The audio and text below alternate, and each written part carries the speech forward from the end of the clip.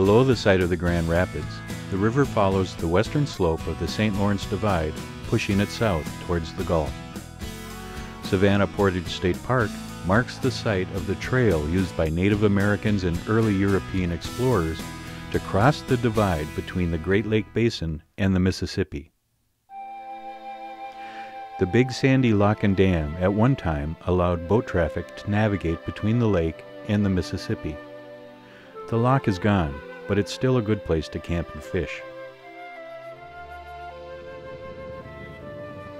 Growing in width and volume, the character of the river changes below Big Sandy.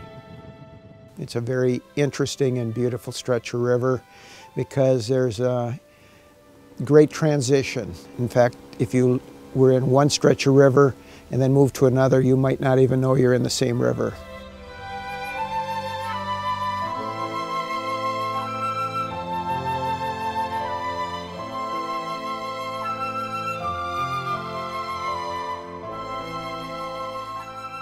South of Big Sandy, the river winds through the Cuyuna Range, an early iron mining region, now abandoned but not forgotten. The Croft mine site is now a museum open to the public. This is a shaft that operated from about 1914 to about 1934 and goes down 630 feet. We also have some historic buildings behind us. Years ago when it was in operation here, it served as a locker room for the miners. They'd come here and change clothes, and then they'd go down in, do their mining, and then they'd come up and get cleaned up before they went home. The former mines throughout the Cuyuna Range are now owned by the state and managed by the Department of Natural Resources. It's 5,000 acres of land. These lands were left substantially disturbed by that mining. Deep open pit mines, 400 or 500 feet deep. Piles of overburden and waste ore were piled up next to them. But the power of nature to regenerate itself has really demonstrated itself. Now it's covered with beautiful, young, emerging white pines. And those deep, open pits filled with water once the mine shut down the pumps that had kept them drained. What'd you see? I don't know what it was, but it was about this long. The water clarity is substantial. 50-foot horizontal clarity, so it's one of the best scuba diving and snorkeling areas in the Midwest. And for those who prefer to stay above the waterline, we're always looking for new places to paddle, so we're really looking forward to exploring this new area. It's not so much about the fishing as it is just being out on the water, and the kayak affords me the solitude to do that.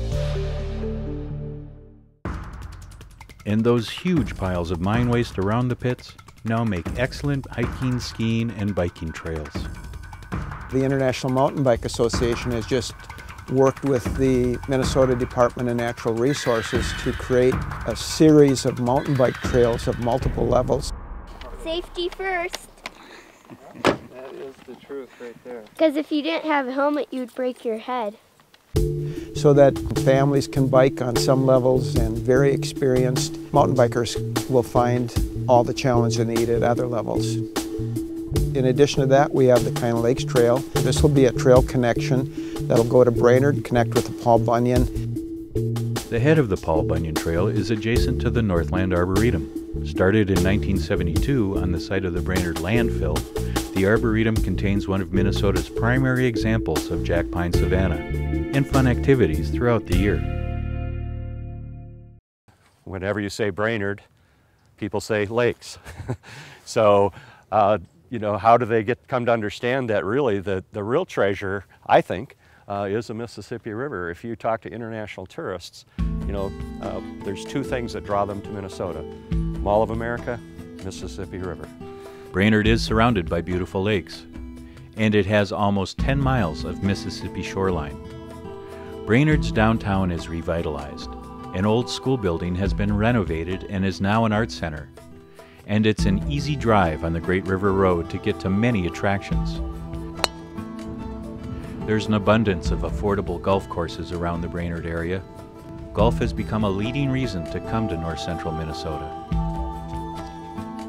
Now it's a state park, but in the mid-19th century, the ox cart trail between St. Paul and the Red River came this way and made Crow Wing a boomtown.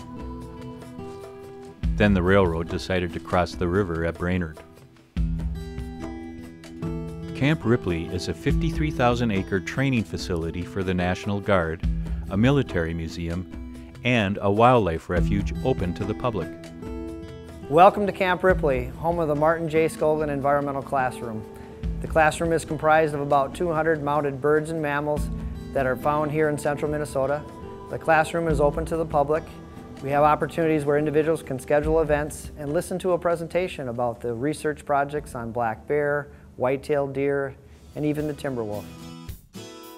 There's much more to see and do in this area and on the rest of the Great River Road. For more information, check out our website, mnmississippiriver.com.